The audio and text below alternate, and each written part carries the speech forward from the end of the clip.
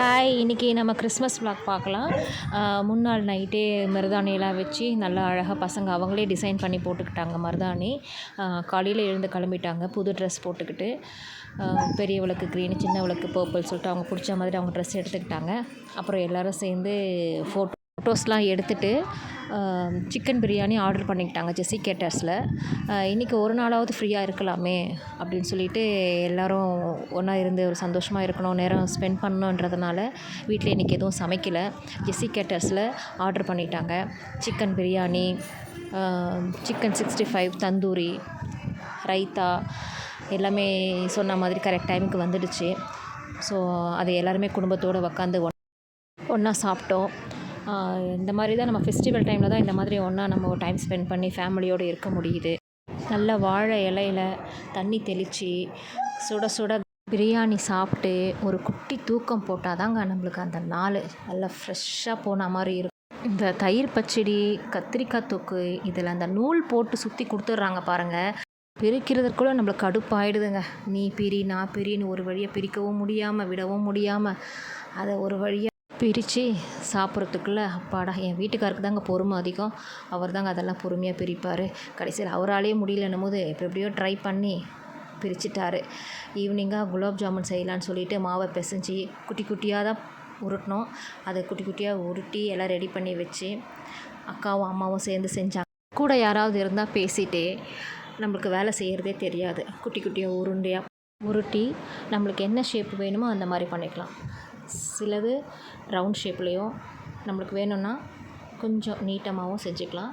நம்ம எப்படி செஞ்சாலும் நல்லாயிருக்கும். அது பார்க்குறதுக்கு குலோப் ஜாமுன் உருண்டையாக தான் இருக்கணும்னு இல்லை, நீட்டாகவும் இருக்கலாம். நல்லா பாகு காய்ச்சி லைட்டாக இனிப்பு ரொம்ப அதிகமாக இருந்தால் கூட அது திகட்டுற மாதிரி இருக்கும். நமக்கு தேவையான அளவு ஒரு லிமிட்டான இனிப்பு இருந்தால் சாப்பிட்றதுக்கு நம்மளும் நல்லாயிருக்கும்.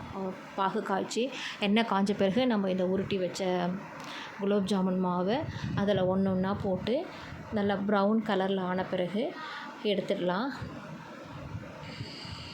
எண்ணெயில் நல்லா ப்ரௌன் கலரில் ஆகிற அளவுக்கு நம்ம அப்படி இப்படி கொஞ்சம் நல்லா திருப்பி விட்டுக்கலாம். அப்போ தான் உள்ளெல்லாம் நல்லா வேகும். உள்ளெல்லாம் வெந்த பிறகு வெளியில் இந்த மாதிரி ப்ரௌனிஷாக தெரியும். இந்த மாதிரி ப்ரௌனிஷாக வந்த பிறகு எண்ணெயெல்லாம் நல்லா அதுலேருந்து இருத்துட்டு வெளியில் ஒரு பிளேட்டில் மாற்றிக்கலாம். இது சூடு ஆறட்டும்.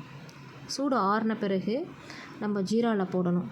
அப்போ தான் அது கொஞ்சம் வெடிப்போ இல்லை அது வந்து தூள் தூளாக ஆகாமல் நல்லா நம்மளுக்கு முழுசையாக உருண்டையாக கிடைக்கும். பார்க்க நல்லாயிருக்கும், சாப்பிடவும் நல்லாயிருக்கும்.